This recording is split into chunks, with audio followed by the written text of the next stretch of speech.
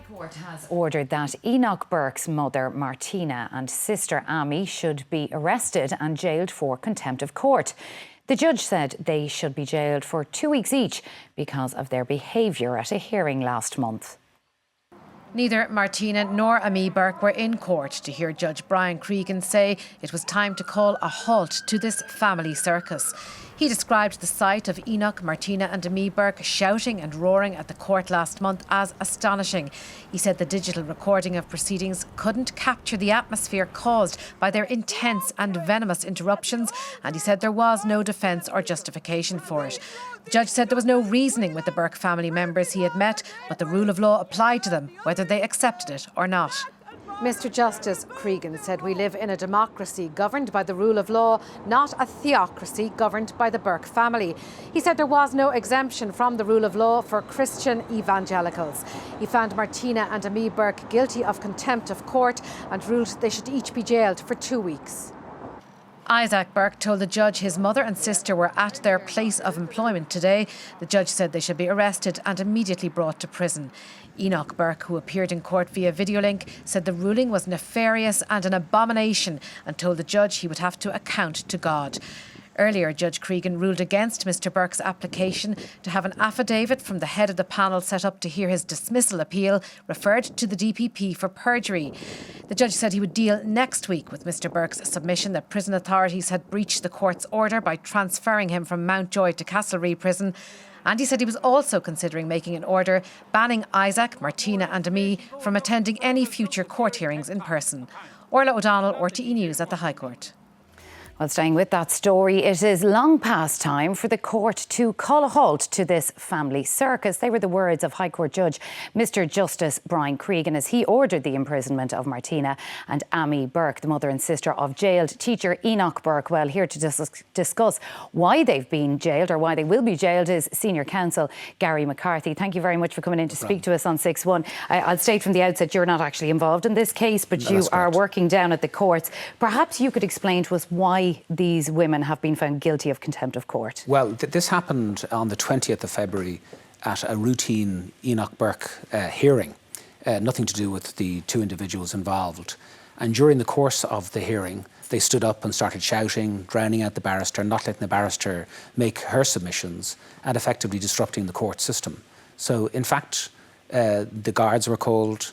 They were brought in to try and quell the problem, but they continued shouting and roaring, and the judge just couldn't continue hearing the case because he was drowned out by the two individuals.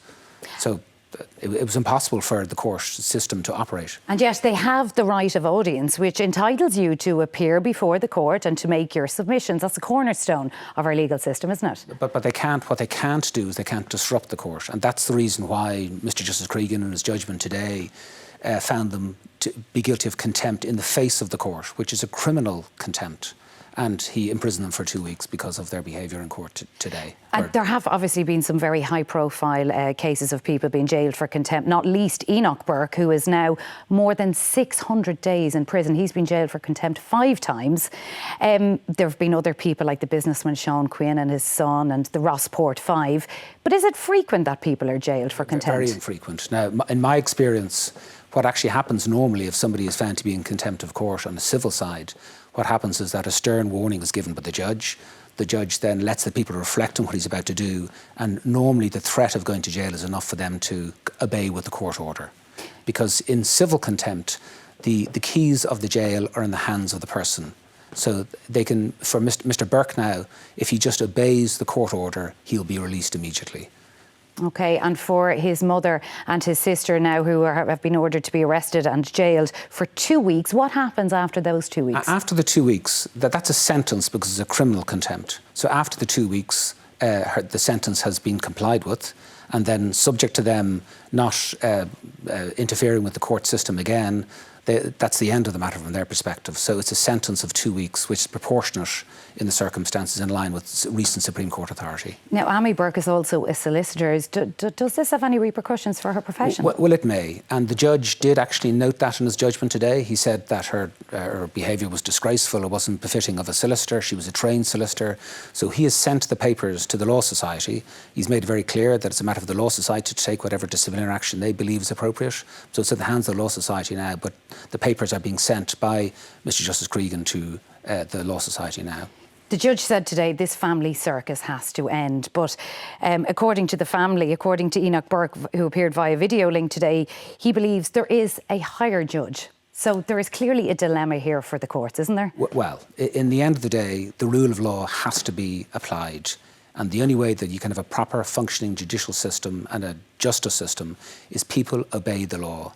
And the laws are the laws set out in the Constitution and the legislation and judge-made law. And that is the bottom line. So if there's ever going to be a battle between what the Burkes' beliefs are and the rule of law will have to be complied with. And that is there can only be one winner in this, and that's the courts. There must be a hell of a lot of money involved here, is there? Well, it's very, very disruptive. There are many people who are trying to have their cases dealt with in courts, and their cases are being disrupted on a daily basis by the Burkes taking up time, using valuable judicial and scarce judicial resources. So it's really disruptive to the operating of a proper functioning legal system, and that is a significant problem. All right, Gary McCarthy, Senior Counsel, thanks for speaking to us on 6-1. Thank you very much.